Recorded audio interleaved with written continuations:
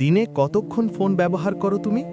সত্যি করে বলো, ৩ ঘন্টা, ৫ ঘন্টা, নাকি ৮-৯ ঘন্টা? তুমি হয়তো ভাবছো, আরে ভাই, সবারই তো ফোন ব্যবহার করতে হয়। কিন্তু একটা প্রশ্ন আছে, যদি আজ তোমার ফোনের স্ক্রিন টাইম পুরো পৃথিবীর সামনে দেখানো হয়, তুমি কি সেটা দেখাতে লজ্জা পাবে না?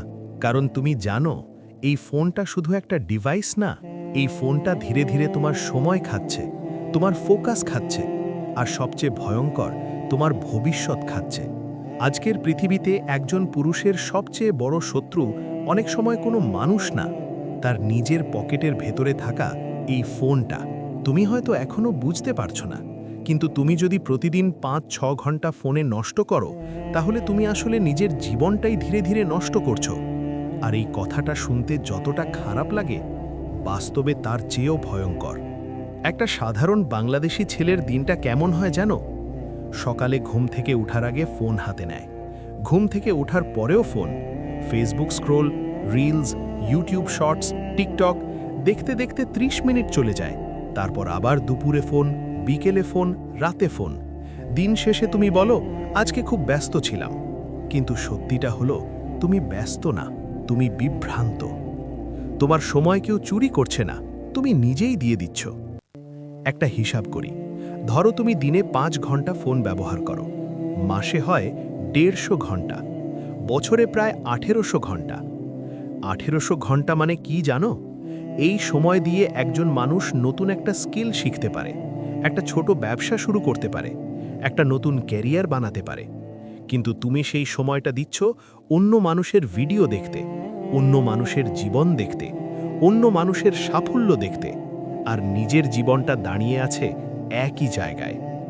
এটা কঠিন কথা, কিন্তু সত্যি। তুমি কি কখনো লক্ষ্য করেছ, ফোনটা না থাকলে তোমার অস্বস্তি লাগে? কিছু করার না থাকলে তুমি ফোন খুঁজো, মন খারাপ হলে ফোন, বোরিং লাগলে ফোন, একটু সময় পেলেই ফোন। এটা আসলে আসক্তি। আর সবচেয়ে খারাপ বিষয় হলো, এই আসক্তিটাকে সমাজ এখন স্বাভাবিক বানিয়ে ফেলেছে। সবাই করছে, তাই তুমি ভাবছো এটা সমস্যা না।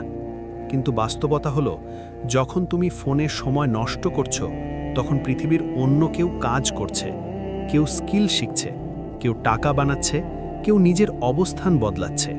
আর তুমি শুধু স্ক্রল করছো। একটা পুরুষের জীবনের সবচেয়ে বড় জিনিস কি জানো? সম্মান। সম্মান আসে কি থেকে? যোগ্যতা থেকে, পরিশ্রম থেকে, কাজ থেকে। কিন্তু একটা কথা মনে রাখো, ফোন স্ক্রল করে কখনো সম্মান পাওয়া যায় না। তুমি যদি ২৫-৩০ বছর বয়সেও সারাদিন ফোনে সময় নষ্ট করো, তাহলে সমাজ তোমাকে গুরুত্ব দিবে না, পরিবারও না। কারণ মানুষ সবসময় সেই পুরুষকে সম্মান করে যে নিজের জীবন নিয়ে সিরিয়াস, যে কাজ করে, যে দায়িত্ব নেয়। ফোনে ডুবি থাকা মানুষকে কেউ গুরুত্ব দেয় না। এই কথাটা হয়তো শুনতে কষ্ট লাগে, কিন্তু এটা বাস্তব। তুমি হয়তো ভাবছো, আরও একটু সময় আছে, কিন্তু সময় খুব দ্রুত চলে যায়। আজ তুমি ২০, আগামীকাল ২৫, তারপর ৩০, তারপর একদিন হঠাৎ দেখবে তোমার বন্ধুরা এগিয়ে গেছে। কেউ চাকরি পেয়েছে, কেউ ব্যবসা করছে, কেউ সংসার সামলাচ্ছে। আর তুমি এখনো ভাবছো, আমি কোথায় ভুল করলাম? ভুলটা খুব ছোট ছিল। তুমি সময়ের দাম বুঝোনি, তুমি ফোনকে নিয়ন্ত্রণ করনি, ফোন তোমাকে নিয়ন্ত্রণ করেছে। আজকে একটা কাজ করো, এখনই তোমার ফোনের স্ক্রিন টাইম চেক করো, দেখো দিনে কত ঘন্টা ব্যবহার করো।